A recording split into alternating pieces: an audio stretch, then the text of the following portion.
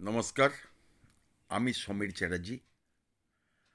আজকে আমার লেখা কুকুর নিয়ে কিছু পরিবেশন করছি। যদি ভালো লাগে লাইক, কমেন্ট, শেয়ার ও সাবস্ক্রাইব করতে অনুরোধ রাখছি। কুকুর বলে না যে কষ্টের, পাহারা দিলেও সদা খাবার উচ্ছিষ্টের। কখনো অধিক পাই, কখনো খুব কম, তবুও খুশি হয়, শরীরে রাখে দম। কখনো হয়তো কেউ তাড়া করে লাঠি নিয়ে, তবুও যায় ল্যাজ নড়িয়ে।